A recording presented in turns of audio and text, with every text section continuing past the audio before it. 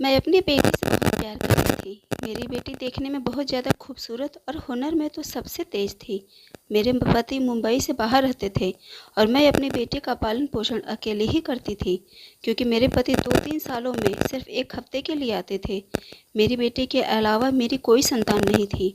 मैंने बेटी को पढ़ाया लिखाया और बड़ा किया। उसकी कॉलेज से अक्सर एक ही खबर आती थी कि आपकी बेटी के जैसे टैलेंट किसी बच्चे में नहीं है।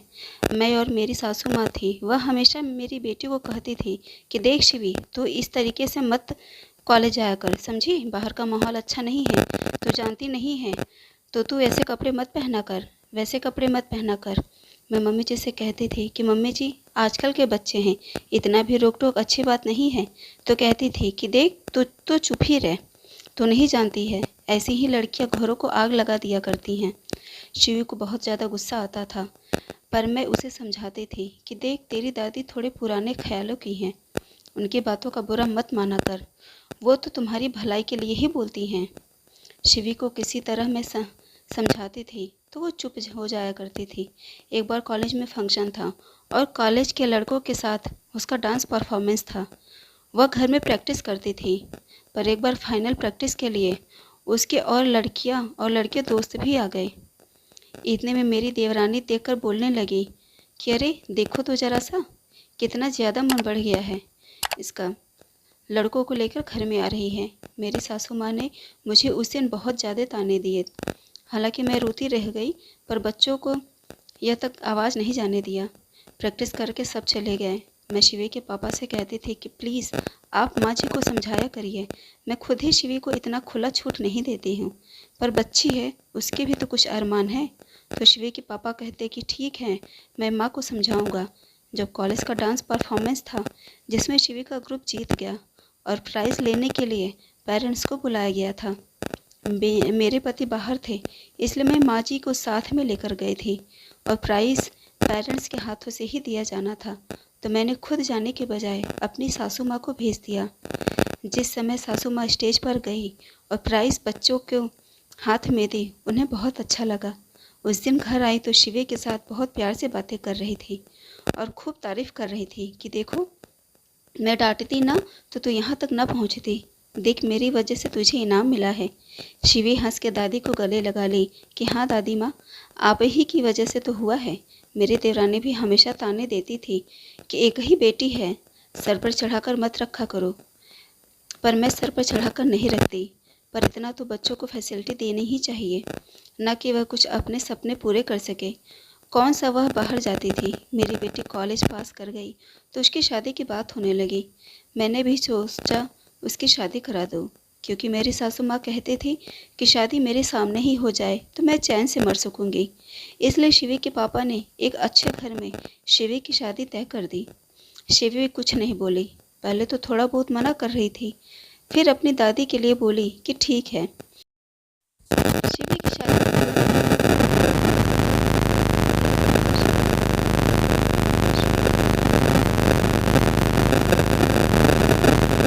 था।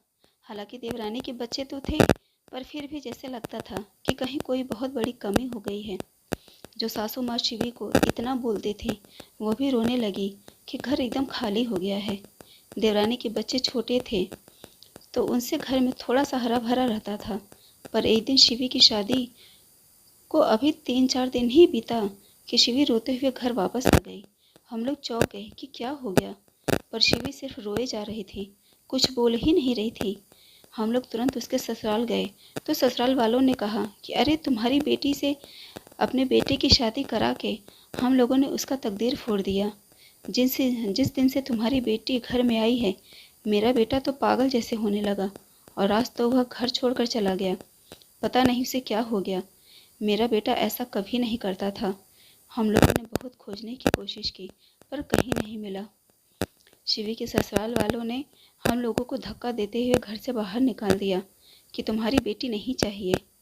शिवी भी बहुत उदास उदास सी रहने लगी। इसी टेंशन में मेरी सासू माँ की भी तबीयत बिगड़ने लगी। शिवी हर समय उदास सी रहती थी, न उसका खाने में मन लगता था न पीने में। फिर धीरे धीरे वह अपने काम पर ध्यान देने लगी। हम लोगों ने फिर दूसरी शादी के लिए सोचा। इस बार बोली कि मम्मी जी प्लीज़ मुझे शादी नहीं करनी। पर शिवी के पापा समझाने लगे कि बेटियां घर में नहीं रहती हैं। फिर उसके बाद दूसरी शादी हुई, पर उस शादी का भी वही हाल हुआ। एक हफ्ते बाद फिर शिवी वापस आ गई और घर वालों ने फिर वही कहा। लेकिन ऐसे कैसे हो सकता है? एक शादी ऐसी हुई, दूसरी भी ऐसी, फिर तीसरी शादी हमने जान पहचान में करवा दी, पर तीसरी शादी में भी वही हुआ। लड़का दूसरे दिन ही घर छोड़कर भाग गया। पर ऐसा कैसे हो सकता है? लड़कों में कमी है या मेरी लड़की में? मुझे कुछ समझ नहीं आता। मैं बहुत परेशान हो गई थी। मैंने शिवी से पूछा कि आखिर बात क्या है, ऐसा क्यों हो जाता है? तो कहने लगी कि मुझे नहीं पता। मैं जब भी जाती हूँ कमरे में तो वो लोग खुद ही मुंह मोड़ कर सो जाते हैं और कुछ बोलते नहीं हैं। मुझे कुछ नहीं पता ऐसा क्यों होता है। और शिवी के ससुराल वाले यही कहते हैं कि तेरी बेटी में कमी है, अपनी बेटी का इलाज कराओ। अब शिवी कहने लगी कि मम्मी मुझे शादी ही नहीं करनी है। पर ऐसे कैसे हो सकता है? पूरी ज़िंदगी पड़ी है, ऐसे कैसे घर में रख सकते हैं? देवरानी मुझे ताना देने लगी कि बहू सर पर चढ़ा रखी थी, सारे लड़के पागल हो जा रहे हैं या छोड़कर चले जा रहे हैं।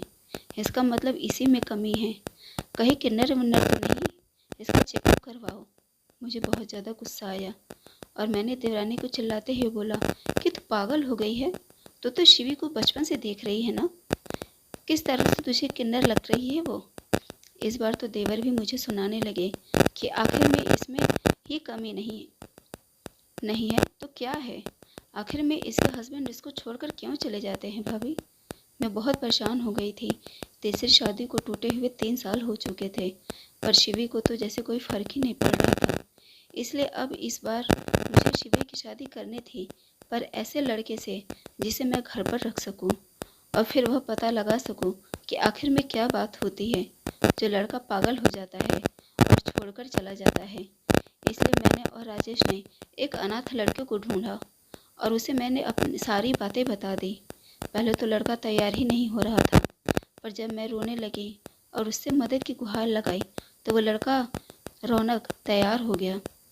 मैंने उससे वादा किया कि तुम्हें कुछ नहीं होने दूंगी, बस मुझे राज जाना है कि आखिर में क्या होता है और क्या बात है। फिर रौनक ने शादी के लिए हाँ कर दी और घर जमाई बनकर रहने लगा। मेरी बेटी तो शुरू के 2 दिन तक तो रौनक के कमरे में गई ही नहीं। फिर मैंने बहुत कहा तब वो तैयार तो हो गई, पर बोले कि देखो मम्मी, अगर ये लड़का भी मुझे छोड़कर गया तो मुझे कुछ मत कहना, और अब की बार मैं किसी और से भी शादी नहीं करूँगी। मैंने बोला अच्छा अच्छा, बोल अब कुछ नहीं होगा। बेटी अब तुम जाओ शिवी के कमरे में। चली शिवी कमरे में चली गई। दूसरे दिन लड़का थोड़ा अजीब हरकत करने लगा। मैंने उससे पूछा कि रौनक क्या हुआ, तो मेरा हाथ छड़कने लगा और कहने लगा कि इसीलिए आपने अपनी बेटी से शादी कराई थी। मैंने कहा क्या बात है, बोलो तो। फिर अजीब सा बिहेव करते हुए, गुस्सा करते हुए अपने रूम में चला गया। अब मुझे घबराहट होने लगी कि कहीं यह भी औरों की तरह ना हो जाए। इसलिए यह रात जानने के लिए उस रात मैं शिवी के कमरे में छिप गई और देखने लगी कि आखिर में क्या होता है। और फिर अगले ही पल वो हुआ कि मेरे पैरों तले ज़मीन निकल गई। शिवी के कमरे में आते ही रौनक शिवी को देखकर कांपने लगा और शिवी रौनक का कान पकड़कर खींचने लगी और कहने लगी कि तेरी हिम्मत कैसे हुई मेरे साथ शादी करने की? मैंने जो तीनों लड़कों का हाल किया है वैसे ही मैं तेरा भी कर दूंगी। तेरी औकात क्या है मेरे साथ शादी करने की? मैंने सोचा कि मैं सामने आ जाऊं, पर मुझे सब कुछ देखना था कि लड़के पागल क्यों हो जाते हैं। फिर किसी तरह मैं कमरे में बैठी रही। फिर शिवी बाथरूम में गई और लड़कों वाला ड्रेस पहन के बाल छोटा छोटा करके आ गई। मुझे उसका ऐसा रूप देखकर बड़ा अजीब लगा, एकदम गुंडों की तरह लग रही थी। लग ही नहीं रहा था कि मेरी बेटी शिवी ही है। उसने रौनक का हाथ पैर बांध दिया और ज़मीन पर पेट के बल करके मुंह में कपड़ा बांध कर उसके बाल और कान खींचते हुए उसके पीछे मारने लगी। रौनक चिल्ला रहा था, लेकिन उसकी आवाज़ बाहर नहीं आ रही थी। फिर पता नहीं कौन सी दवा का इंजेक्शन शिवे उसे लगा दे और रौनक को इंजेक्शन लगाते ही रौनक का पूरा शरीर जोर जोर से हिलने लगा। यह देखकर मेरे पैरों तले जमीन ही निकल गई और मैं फट से सामने आ गई। मैंने कहा, शिवी तुम ये सब क्या कर रही हो? शिवी मुझे देखकर चौंक गई। वह कांपते हुए आवाज़ में बोली कि माँ, तुम यहाँ मेरे कमरे में क्या कर रही हो? मुझे शिवी के ऊपर इतना ज़्यादा गुस्सा आया कि मैंने शिवी का बाल पकड़कर पूछा कि पहले तुम बताओ कि तुम यह सब क्या कर रही हो? मैंने बहुत ज़ोर से आवाज़ लगाई और गेट खोल दिया। मेरे देवर देवरानी जी दौड़ कर आए और मैंने रौनक को छुड़ाते हुए बोला कि आप सब रौनक को तुरंत अस्पताल ले जाओ, और साथ में इंजेक्शन की शीशी भी दे दिया मैंने, जिससे कि डॉक्टर समझ जाए कि आखिर में क्या इलाज करना है। पीछे से मैंने कहा, आप सब चलो, मैं पीछे से आती हूँ। मेरे देवर देवरानी तुरंत रौनक को अस्पताल ले गए और मैं शिवी का बाल पकड़कर कमरे से बाहर ले गई और पूछा कि यह सब क्या है, तुम ये सब क्यों कर रही हो? तो मेरा हाथ हटाते हुए कहने लगी कि जब मैंने मना किया था कि मुझे शादी नहीं करनी, मैं और लड़कियों जैसी नहीं हूँ, साड़ी पहनकर घूंघट करके ससुराल संभाले, सबको ऑर्डर माने। माँ, मैं राज करने वाली लड़की हूँ, मेरे पर कोई राज नहीं कर सकता। मैंने कहा, तेरे बाल कब से कटवा लिए? तो बोली कि मुझे नशे की आदत है माँ, मुझे ऐसा बिल्कुल भी पसंद नहीं है, और अगर मैं चली जाऊंगी तो तुम्हारा देखभाल कौन करेगा? पापा की देखभाल कौन करेगा? तब मैंने कहा कि तुम उसकी चिंता क्यों करती हो? बस इसके लिए तुम इन लड़कों के साथ इतना गंदा काम करती हो? तो शिवी कहने लगे कि हाँ, क्योंकि मैं इन्हें पहले ही कहती थी कि यह मुझे तलाक देंगे, पर ये लोग इतने जिद्दी थे कि मानते ही नहीं थे। तो मेरे पास इसके अलावा कोई और चारा था ही नहीं। मैंने उस दिन शिवी को बहुत मारा, जितना मैंने पूरी ज़िंदगी में उसे प्यार किया था, उतना मैंने उसे उस दिन मारा। शिवी रो रही थी, उसके शरीर पर बहुत घाव लग गए। उस दिन मुझे लगा कि शायद मेरी मम्मी जी यानी कि सासू माँ यही कह रही थी कि थोड़ा सा मुझे लगाम लगाना चाहिए था। इसके कैसे दोस्त हैं, क्या ये सोचती है? मैंने शिवी से पूछा कि तुम कैसा इंजेक्शन उसे लगाई हो? तो कहने लगी कि जिससे वह पागल हो जाए और खुद ही घर छोड़कर चला जाए, फिर ना घर वाले मुझे रखेंगे और ना ही मुझे शादी की टेंशन रहेगी। मैंने अपना सर पीटना शुरू कर दिया। मुझे अपने आप पर बहुत ज़्यादा गुस्सा आया कि मैंने शिवी के ऊपर ध्यान क्यों नहीं दिया। फिर मैं शिवी को लेकर अस्पताल पहुंची। वहां पर रौनक का इलाज चल रहा था। मैंने डॉक्टर से कहा कि रौनक ठीक तो हो जाएगा ना? डॉक्टर ने कहा कि बहुत अच्छा किया कि आप लोग इसे जल्दी से लेकर आ गए, अब ये खतरे से बाहर है। उसे जो इंजेक्शन का काट मैंने दे दिया है, रौनक 2 दिन में बिल्कुल ठीक हो जाएगा। 2 दिन बाद रौनक पूरी तरह से ठीक हो गया। जब मैं शिवी को लेकर रौनक के पास गई तो रौनक शिवी को देखकर पहले तो रोने लगा। मैंने कहा, रौनक से माफ़ी मांगी। मैंने कहा कि मुझे माफ़ कर दो। उसने कहा कि कोई बात नहीं। शिवी के आंखों में आंसू देखकर रौनक परेशान हो गया। तब मैंने कहा कि तेरे साथ किए गए बदसलूकी की सज़ा मैंने शिवी को दे दी है। पर रौनक बोला कि आंटी, मैं आपके काम के लिए ही तो आया था, आपका काम हो गया।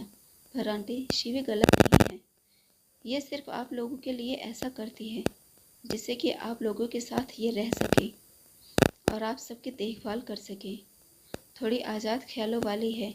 फिर रौनक शिवी से कहने लगा कि शिवी, अगर तुम चाहो तो मैं अभी भी तुम्हारे साथ रहना चाहता हूँ।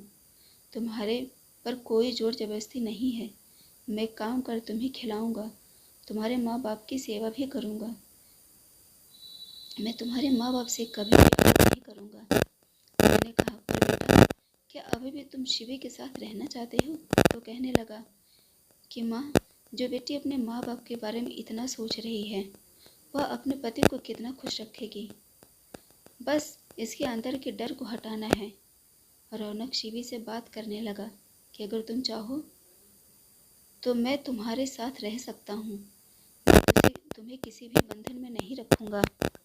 शिवी सर नीचे कर ली। कार्तिक ने कहा, रौनक ने कहा कि तुम्हारे साथ साथ मैं भी तुम्हारे मम्मी पापा का ख्याल रखूँगा। मैं एक अनाथ हूँ, तुम्हारे माँ बाप मेरे माँ बाप हैं, तुम जैसे चाहो वैसे रह लो। बस शिवी रोने लगी और कहने लगी कि माँ, मुझे नशे वशे की कोई आदत नहीं है, मैं तो बस इन लोगों को डरा रही थी कि जिससे ये लोग खुद छोड़कर मुझे चले जाए। तुम लोग मजबूर होकर मुझे अपने घर पर ही रख लो, मैं ज़िंदगी भर आप दोनों की सेवा करूं। मैंने कहा, बेटी तुमने 3 लड़कों की ज़िंदगी बर्बाद कर दी। तो शिवी बोली कि माँ, ये ऐसी दवा नहीं है कि इंसान ज़िंदगी भर पागल रहेगा। बस 10-15 दिन उसका दिमाग डिस्टर्ब रहेगा, फिर वह खुद सही होकर अपने घर वापस लौट आएगा। उन लोगों के घर फ़ोन कर लीजिए, उनके बेटे उनके घर पर ही होंगे। आप कहोगे तो मैं उन लोगों से माफ़ी भी मांग लूँगी। और यही बात सही है थी। जब मैंने उन लोगों के घर फ़ोन किया तो उन लोगों ने मुझे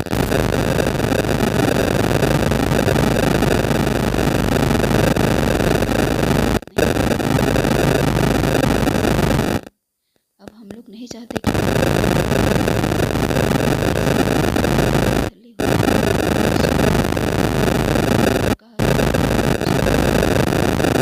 तेरे बारे में इतना गलत समझा।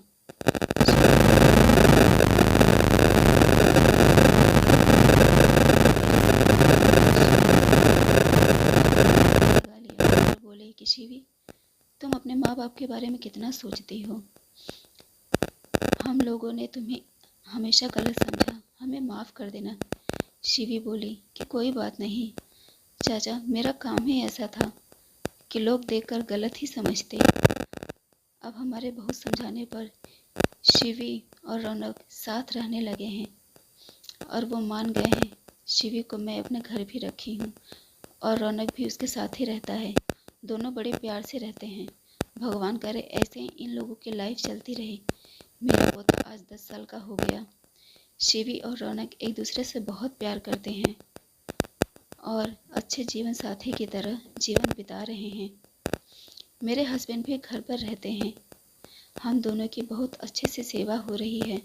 तो दोस्तों, हमारे बच्चे अगर कुछ गलत कर रहे हैं तो ज़रूरी नहीं है कि उसके पीछे कुछ गलत सोच ही हो सकता है कि उनके मन में कोई ऐसी बात हो जो हमसे खुलकर कह ना पाए। बस ज़रूरत है कि उनके मन को समझने की, जिससे कि वह कोई भी गलत काम ना कर सके, क्योंकि वे बच्चे होते हैं, दुनियादारी उन्हें समझ नहीं आती। इसलिए हमारा फ़र्ज़ बनता है कि हम उनके मन को समझें और फिर ऐसा निर्णय लें कि जिसमें सबकी भलाई हो। तो दोस्तों, यह थी मेरी कहानी। यह कहानी आपको कैसी लगी प्लीज़ कमेंट करके ज़रूर बताइएगा। मैं फिर मिलती हूँ अपने अगली कहानी में। यह वीडियो देखने के लिए आप सबका बहुत